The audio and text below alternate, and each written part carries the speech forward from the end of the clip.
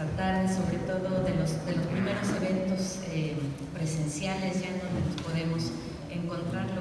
Creo que a todos nos va haciendo sentir mejor pues, la convivencia ya presencial con todos. Pues empezaré diciendo que quienes los acompañamos están nuestros nombres aquí enfrente: Magno García Marrero Ochoa, Vicente Espino Jara y Lourdes Hernández Quiñones, a las órdenes de todos. Por supuesto, agradeciendo a Vicente Espino la invitación para comentar esta hermosa y considero muy valiosa publicación sobre el Estadio Jalapeño, Patrimonio Cultural y Artístico de la ciudad. Es parte de una serie que lleva por nombre Cuadernos de Divulgación Histórica, que edita el actual Ayuntamiento de Jalapa.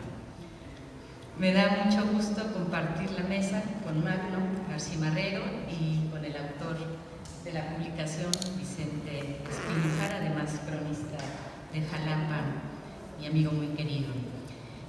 Sin duda, creo que hay que destacar que es una celebración, una verdadera celebración, que la Universidad Veracruzana retome la realización de la FILU de manera presencial, y que sea la lectura y los libros los que nos permitan reencontrarnos en torno a la palabra, mientras va disminuyendo, siguen disminuyendo los casos de enfermos de COVID, pandemia que sin duda transformó nuestra vida y nuestras prácticas culturales, porque tuvimos que quedarnos en las casas, y si bien hemos seguido ejerciendo distintas prácticas, la lectura, las películas, etcétera, en nuestras casas, no hay como las actividades culturales que nos permiten reconocernos y precisamente compartir ideas, compartir inquietudes, identidades, todo lo que nos va conformando como seres de este planeta. Esta publicación, les decía yo, que además de hermosa, en verdad es muy valiosa. Tiene una presentación por parte del alcalde de Jalapa, Ricardo Agüed, quien entre otras cosas reconoce la importancia del cuaderno de divulgación, pues dice él que enriquece la memoria histórica de Jalapa y contribuye o pretende contribuir a que quienes no conocen parte de lo ocurrido en nuestra ciudad hace casi un siglo, como es el caso de la construcción del Estadio Jalapeño, lo conozcan y puedan sentir mayor orgullo por la llamada Atenas veracruzana.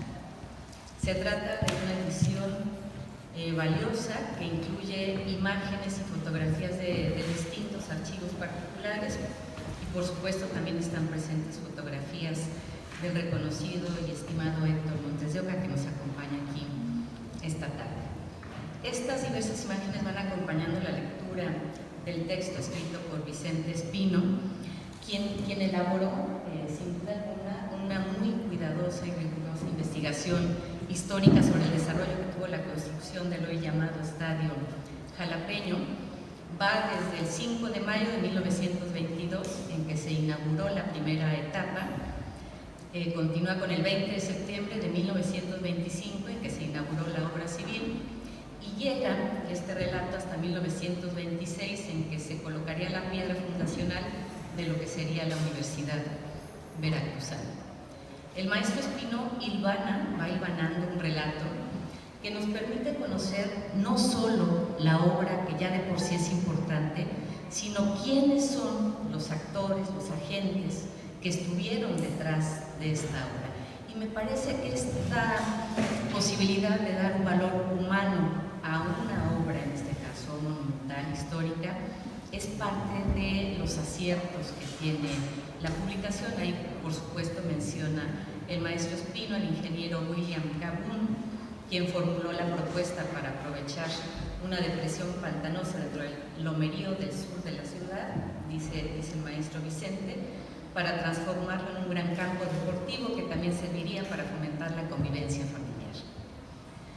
También tuvo un lugar relevante el gobernador del estado, el general Heriberto Jara Corona, quien además de impulsar el propio desarrollo urbano de Jalapa, instruye al ingeniero civil Modesto C. Roland, cito, proyectar, calcular y edificar el Estadio Jalapeño, obra que inició el 28 de junio de 1925, empleando a 1.500 hombres. Entonces, Vamos, hay estas personas con una visión de lo que podría ser ya el desarrollo de Jalapa, y también esta posibilidad que se genera de empleo, además con unas ideas fabulosas del ingeniero Roland de cómo fueron resolviendo los distintos retos para la construcción del estadio. Decía yo, nos permite conocer, Vicente, muchos detalles relevantes del proceso de construcción del estadio, y sobre todo, claro, destaca el proceso de construcción del techo volado, ¿no? que es una proeza de ingeniería.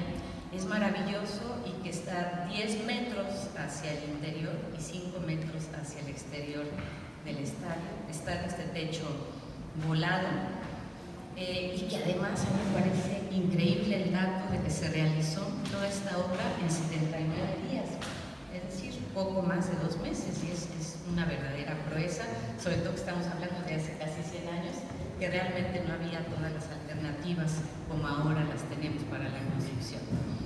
Y a la par del relato de esta obra, por supuesto, vamos viendo cómo una Jalapa apacible empieza a transformarse y empieza a crecer y a mirar las posibilidades que tenía en cuanto no solo las edificaciones que hacían falta, sino los servicios también, y que desde luego el gobernador Jara dio particular respaldo.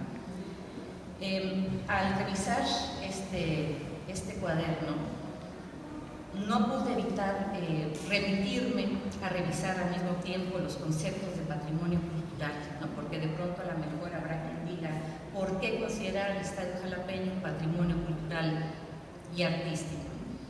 Este concepto de patrimonio surge durante el romanticismo en Francia, con la clase burguesa, digamos, que establece 3 criterios para legitimar algún bien como patrimonio cultural, que sería el que tenga que ver con la naturaleza, el que se relacione con la historia, con hechos históricos, o la genialidad, la inspiración creativa, ¿no? Si recordamos, por ejemplo, las pinturas, las esculturas de este tiempo, se usaban mucho estos bodegones, ¿no? que se referían a la naturaleza, a los paisajes, y sobre todo esto se fija pues por el interés que había de la clase burguesa de que este patrimonio siguiera permitiendo que fuera el poder hegemónico el que estableciera los criterios para decir que era valioso y que no era, ¿no?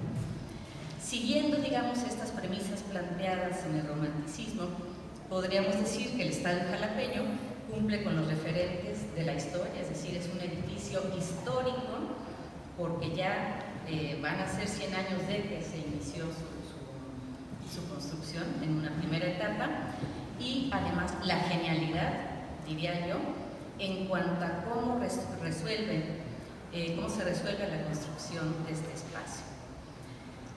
Ahora, podríamos decir al mismo tiempo que para que un bien se constituya como patrimonio cultural o repertorio de patrimonio cultural, y de acuerdo, entre otros muchos autores, con Lorenz Prats, necesita ser activado.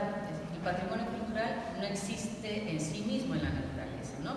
Alguien tiene que verlo y alguien tiene que decir esto vale la pena que sea considerado patrimonio cultural.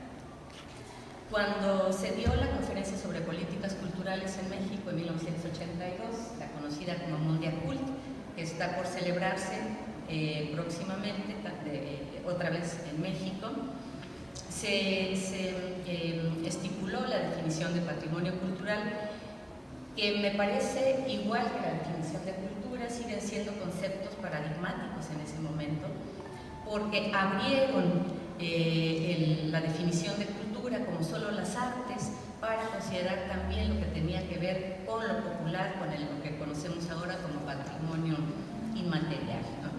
Y entre lo que está en la descripción o en la definición de patrimonio cultural, desde luego están aquellas obras de los arquitectos, como sería, o ingenieros en este caso, que nos lleva a estar esta tarde aquí. Néstor García Canclín, estudioso también del patrimonio, argenmex, como se dice, porque es argentino exiliado en México, plantea que el efectivo rescate del patrimonio, cito, incluye su apropiación colectiva y democrática, es decir, crear condiciones materiales y simbólicas para que todas las clases puedan compartirlo y encontrarlo significativo. Y a ello, sin duda alguna, nos invita este cuaderno escrito por el maestro Vicente Espino. Plantearía para finalizar y como abono a la memoria de la historia de la ciudad, la relevancia que han tenido los movimientos sociales patrimonialistas que han tenido lugar en Jalapa, destacando el que logró detener la destrucción del antiguo panteón jalapeño, en el que estuvieron involucrados muchos jalapeños, afortunadamente en la década de los 80. Destacaría la necesidad de elaborar un catálogo de los bienes patrimoniales artísticos y culturales de Jalapa, pues el poco patrimonio histórico de Jalapa se encuentra en riesgo permanente con los permisos que se van generando, particularmente en el centro histórico, para la construcción de distintos edificios y sobre todo porque el patrimonio del siglo XX se considera tan reciente, digamos, que no se le da la misma importancia que el patrimonio anterior del siglo XIX y demás, que compete al Instituto Nacional de Antropología e Historia velar por él mismo. Entonces, este patrimonio del siglo XX se encuentra en una situación muy expuesta. Entonces, creo que es importante este catálogo y insistir, digamos, en que este patrimonio del siglo XX reciba el mismo cuidado, promoción y restauración que el resto del patrimonio. Creo que algo que el municipio de Jalapa podría desarrollar también son talleres de educación patrimonial con la población infantil para que conozcan y valoren su patrimonio, elaborar un convenio con la Secretaría de Cultura Federal para echar a andar el programa Custodios del Patrimonio, con la participación de jóvenes de secundaria y preparatoria, que es un programa que ha funcionado en muchos lugares del país. Solo registrando y difundiendo nuestros bienes patrimoniales tangibles e intangibles podremos contribuir a su preservación. El maestro Vicente Espino y el Ayuntamiento de Jalapa han hecho una acción muy relevante con este cuaderno, acción que obliga a prolongarse con otros bienes patrimoniales en publicaciones precisamente que como esta van dando cuenta de este patrimonio que tenemos y que permitirá que las generaciones más jóvenes que no lo conocen lo valoren, ¿no? Es decir, tenemos que conocer aquello que está en nuestra ciudad para poder valorarlo. Te felicito, Vicente, porque no es la primera publicación que haces tan bien, ¿no? Siempre con mucho cuidado, muy riguroso en todo lo que haces. También hiciste algo similar con los murales de Jalapa y hay muchísimas otras publicaciones. Entonces, bueno, yo creo que una publicación que siempre nos congrega, es como el nacimiento de un niño, para celebrarlo, pues sin duda será la ocasión. Felicidades, Vicente, y bueno, muchas gracias, Magno, por estar esta tarde. Para mí es un lujo tenerte aquí y guardo silencio porque creo que la palabra de Magno sin duda alguna enriquecerá mucho esta presentación.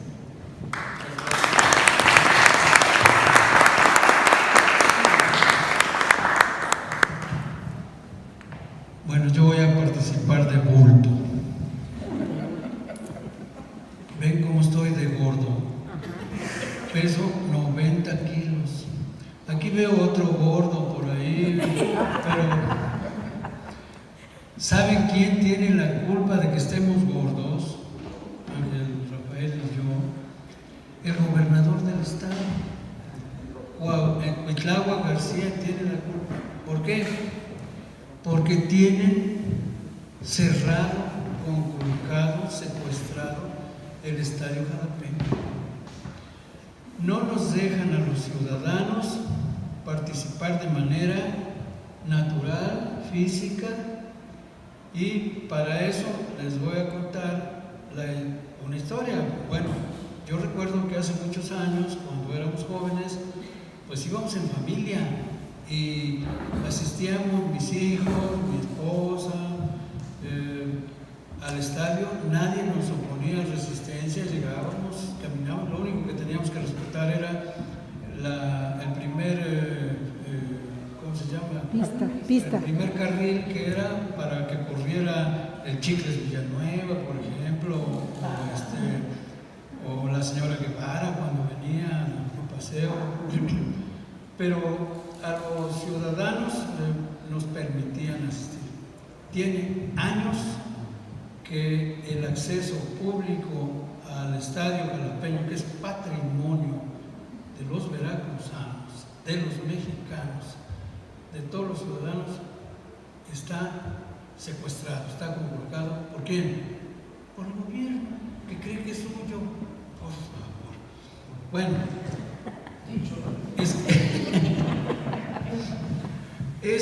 por eso estoy gordo, porque yo debía pesar 60 kilos. Y al peso que tengo, de acuerdo a la estatura y a la regla esa médica, debía yo medir como 9 metros de estatura. No es posible. El día 6 de junio pasado me invitó mi amigo Vicente Espino a hacer una presentación anterior a esta, que fue en el Paraninfo de la prepa, Paraninfomaníacos.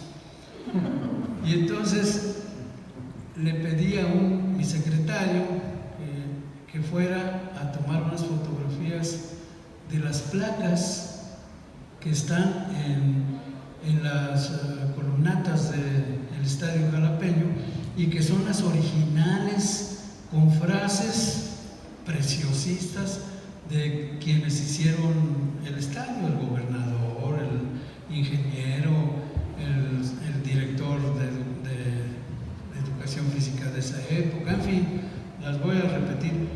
Pero fíjense ustedes que llegó mi ayudante y le dijeron: no puede usted entrar, pues solamente necesito sacar 3 fotografías, 4, una por cada placa.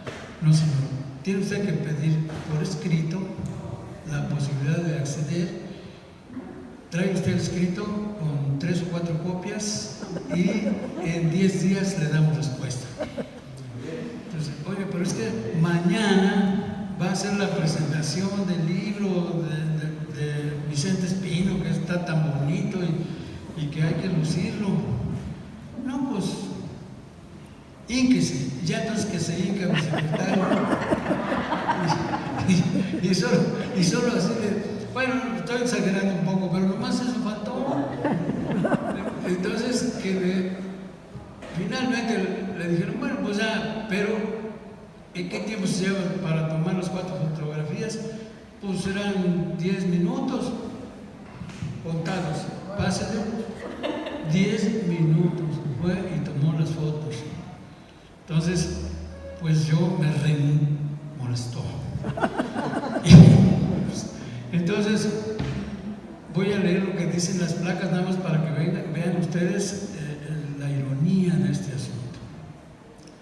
Una de las placas da cuenta de la proeza laboral, diciendo: este estadio se empezó a construir el día 28 de junio de 1925 y se terminó el día 14 de septiembre del mismo año, bajo los auspicios del ciudadano gobernador constitucional del estado, señor general de división Heriberto Jara Corona, que es casi como de nuestra familia, ¿verdad?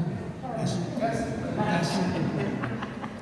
Comentario al canto: 2 meses y 14 días trabajando a 2 o quizá 3 turnos, 1,500 operarios.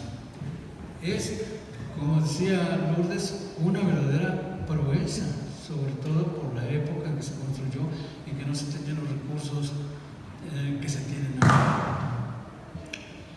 Ahora, el texto en otra placa de las que están ahí, firmado por el gobernador don Heriberto Jara Corona, dice textual: veracruzanos, aquí tenéis la escala para llegar a la gloria, poned vuestra voluntad para alcanzarla.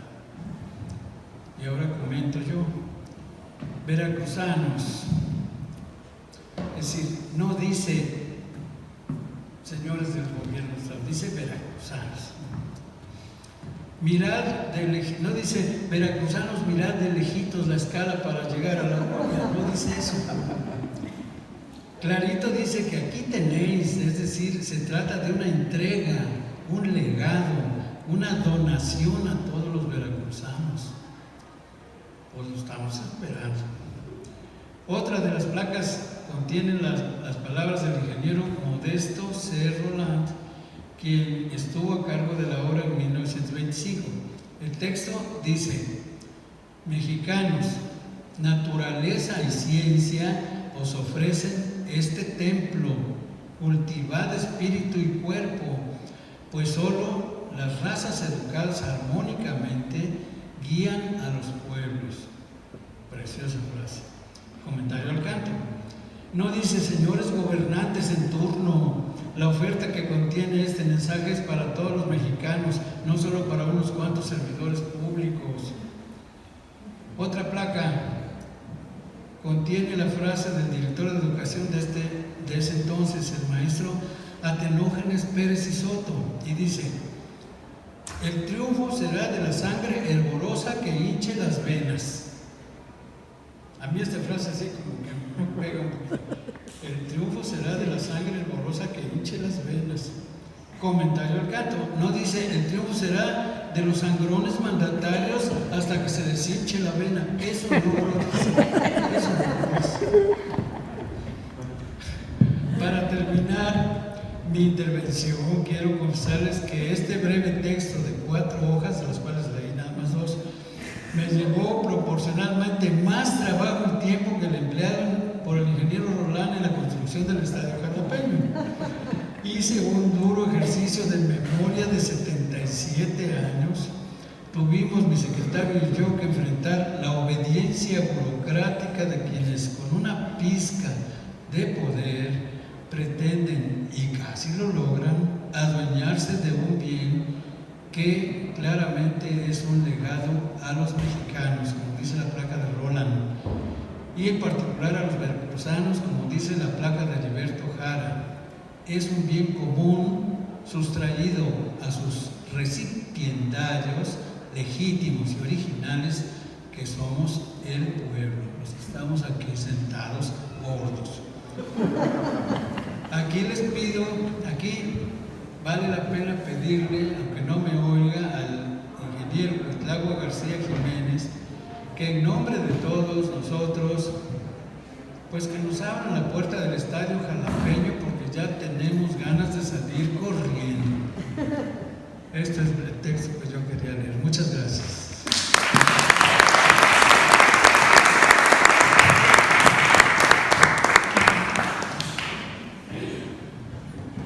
No cabe duda que hay un refrán que dice un amigo nuestro común, Gilberto Bermúdez Gorrochotegui, que en el hospital, en la cárcel, en la presentación de los libros vemos a los verdaderos amigos.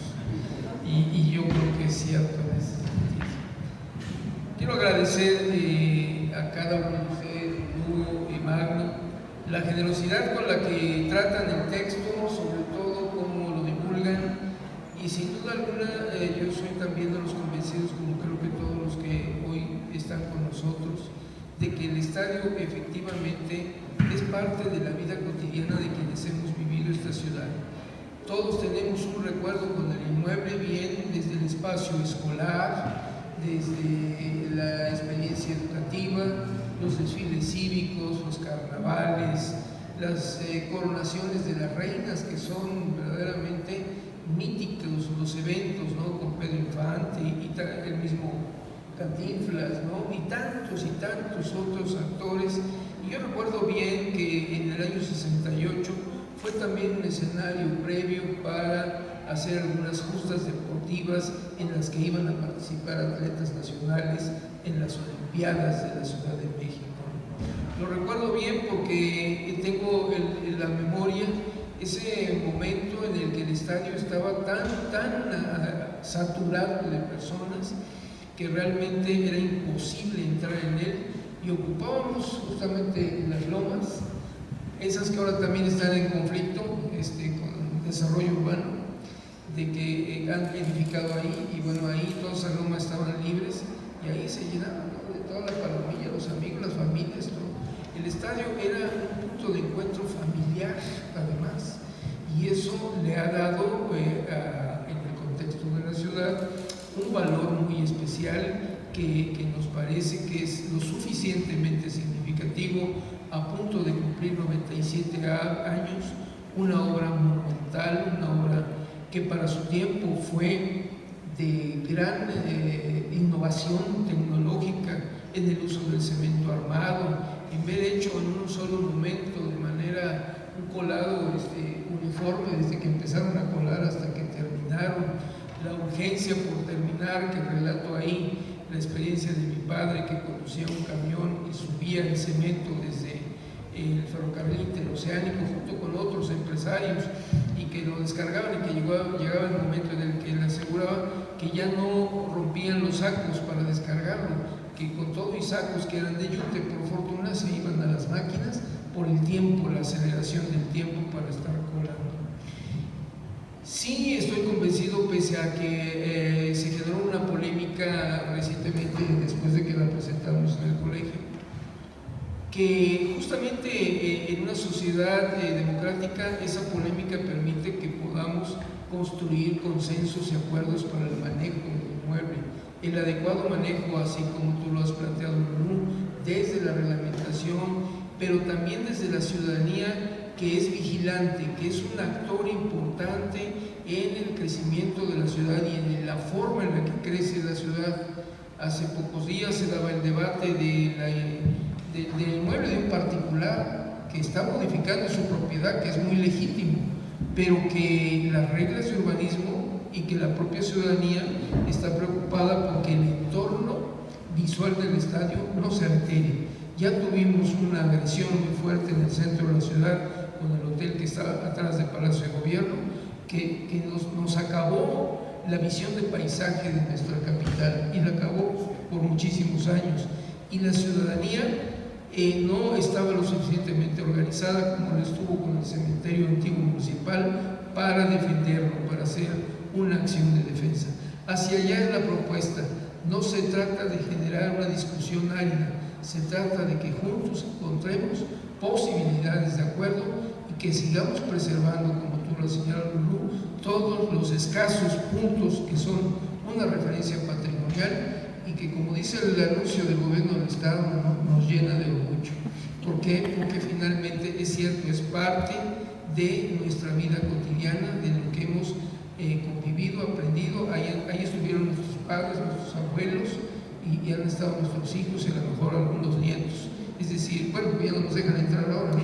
Pero los que dejaban entrar todavía ingresaron, todavía corrieron, y todavía, digo, el estadio es un ente vivo y no debemos jamás de permitir que los espacios que son del pueblo y que son de uso público se privaticen con intereses, aunque sean meramente administrativos, mucho menos que sean especulativos, ¿no? El estadio tiene que estar abierto para el uso de la ciudadanía y para el uso de los atletas. La revista está disponible en el stand del ayuntamiento que se encuentra en el interior de la feria. Entiendo, maestro, que es de distribución gratuita, así es que quien tenga el interés y el gusto de llevarla es acercarse al stand y ahí les va a ser proporcionado un ejemplar, porque esa fue la indicación del alcalde Ricardo Agüeda, que la publicación tenga esa ventaja, que llegue a manos de quien desee tenerla de manera gratuita, porque lo que se trata es justamente de informar, que tengamos plena conciencia de lo que somos, herederos transitorios, pero dignos herederos de un patrimonio que es único en el Estado y es único en el país, el Estadio Jalapeño, o como decían en esos tiempos, el Estadio Veracruzano. Pues muchísimas gracias a todos ustedes por su amable presencia. Es una hora poco cómoda para presentar libros, yo lo sé, pero como dije al inicio, aquí están los amigos y las amigas, se los agradezco mucho. Un saludo y un abrazo para todos.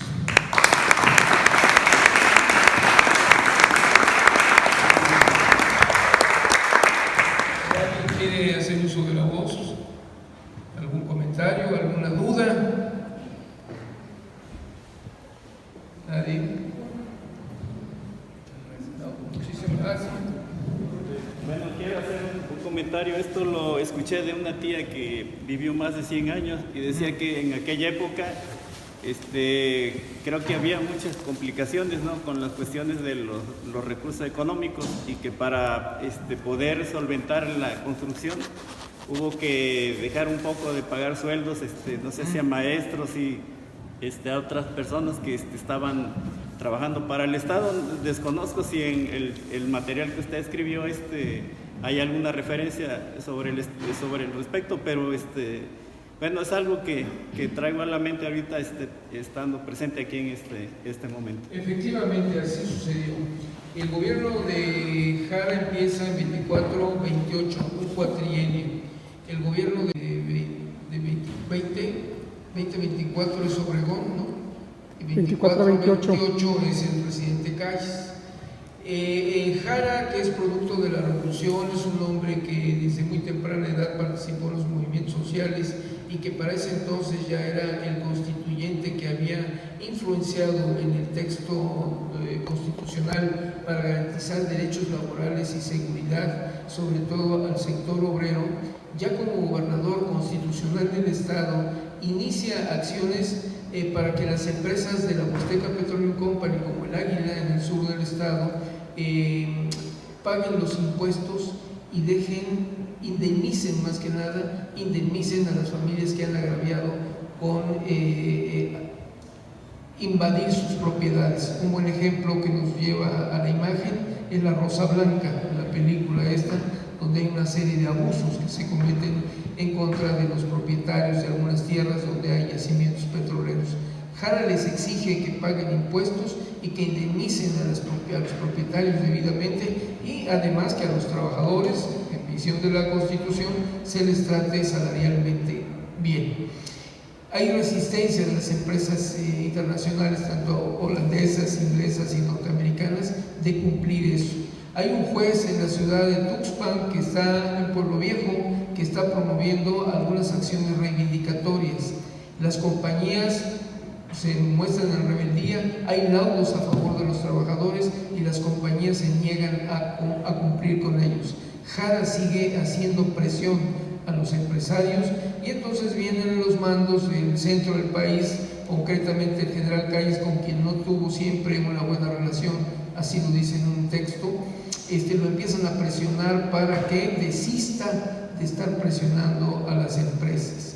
Se une un líder de los que ha tenido la CTM legendaria, que fue Luis N. Morones, que se siente también agraviado, ¿no?, por los intereses de capital que esto representa. Y finalmente, después de que asesinan al juez de Pueblo Viejo, al licenciado Eugenio Méndez, posteriormente vienen a Veracruz y dan un cuartelazo. Hacen una división, interfieren en la legislatura, dividen a la legislatura local, y una sección importante de la legislatura desconoce al gobierno constitucional, y entran las Fuerzas Armadas, toman el Palacio de Gobierno y toman todas las instalaciones del centro de la ciudad. ¿Qué sucedió? En ese tránsito en el que las relaciones iban muy bien, y cuando vino Calles, porque Calles estuvo 3 días aquí, pero el evento de inaugurar el estadio no nada más fue el día 20, fue toda una jornada cívica que duró 8 días, justamente con otras acciones que se describen en la primera página de la revista, hasta cerrar el 20, que fue, diríamos, la cereza del pastel. Cuando está Calles presente, y antes de su presencia, Calles garantiza que los recursos federales van a estar llegando al Estado. Como medida de presión del gobierno federal, cerró el suministro de recursos de la Federación, y entonces puso al gobierno del Estado en una crisis total, que es cuando pide o toma recursos del sector burocrático, pero que se pagaron. Yo tuve lamentablemente unos días de transición, porque logré encontrar, llevo años buscándolo, pero logré encontrar un volante, un vale que por ley, publicada en Gaceta Oficial, obligaba que a los trabajadores del sector educativo, la propia burocracia, que no se les había pagado completo los sueldos, se les pagara a través de esos vales. Y los vales estuvieron circulando, y a las personas se les recuperaron sus patrimonios, sus salarios, claro, tardíamente, pero sí se les pagó después de unos años. Y ya no me dio tiempo, porque a mí me hubiera gustado mucho agregar el vale el Vale como un ejemplo de que se cumplió con ese proceso, esa etapa. La circunstancia, una circunstancia política que ya cuando la obra estaba terminada, los acreedores eran muchos y había que cumplir con ellos. Creo que ahí faltó la palabra del presidente Calles.